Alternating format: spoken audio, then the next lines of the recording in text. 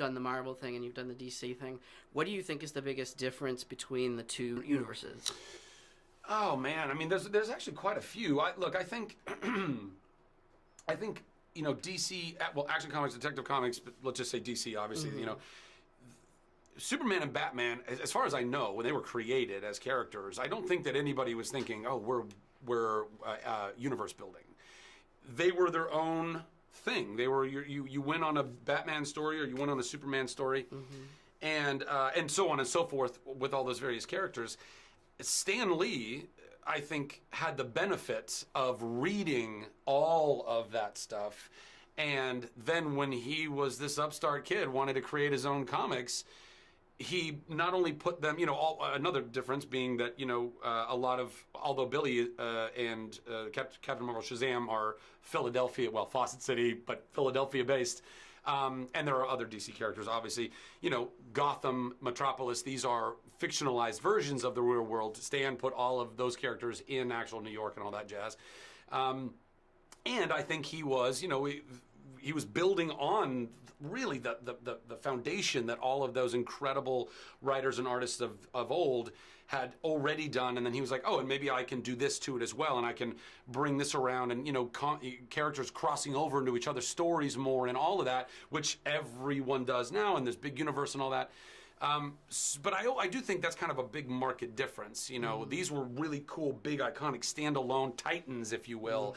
And and Marvel was, they were kind of, and particularly in the beginning, they were all ragtag misfits and, trying to do all the mutants and things. And so there's some, I think thematically there's some very big differences between the two. How did you and Zach sort of work together, because you're doing kind of one performance, one character. How did you kind of work together to kind of modulate that? Listen, he already had it. He really has that kid inside of him, which really made it work. It made it a lot easier. Yeah. And us really just bonding together, we really spent a lot of time together. We went over the script. It's funny, though, because I did a lot of the stuff in the movie.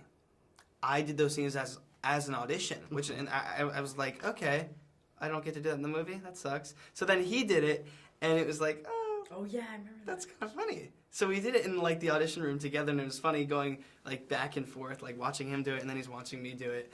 And it was just figuring out certain takes that we have that we could use in the movie, and I feel like we already have these mannerisms and facial expressions. They auditioned when they auditioned the Billies and stuff. They had the Billies read for scenes that the older Shazam was doing, I think, so they could see. Yeah, that was most of my stuff. Genius, actually. That's fun. Yeah. The one scene I had for Billy was the It was I have your bullet, right? That one. Yeah, your bullet. My hands, stupid adult hands. Yeah, all that. You mentioned that this movie was kind of fulfilling on the promise of Sinestro at the end of Green Lantern. Can you talk about sort of finally getting to let loose as a full-on supervillain?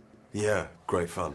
I mean, I love villains because they're complicated, they're multi-layered. As an actor, you want to be playing things that are difficult. But with Sinestro, I love that final sequence, at the end of Green Lantern when he puts the yellow ring on, that credit sequence. And I just think it always irked me that we never took it further. And I feel with Savannah, I'm able to do that. The idea of, this movie and this movie's being sort of big with superheroes has been something that the studio has been wanting to do for a long time.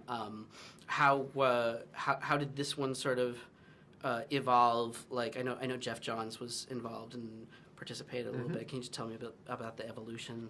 Well, when I came on board was right after they'd made this decision to just focus on Shazam, because they had played around with the idea of starting out with Shazam versus Black Adam, and I think they found that the right thing to do was give Shazam the proper, space that he needed to really tell that story. So that's when I came on board, and we started meeting every week. Henry Gayden, Jeff Johns would be there, and then the studio, and just talk through what the movie should be and what it should feel like, and then Henry would go off and write pages, and we'd meet again, and it was a very organic, collaborative process. And once we had a Henry Gayden script and David directing it, or wanting to direct it, it was just, there was an inevitability that was the one that was going to get made.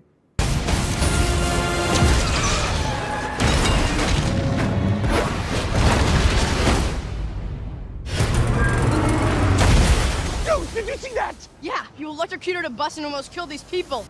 and then I caught it. You leap tall buildings in a single bound.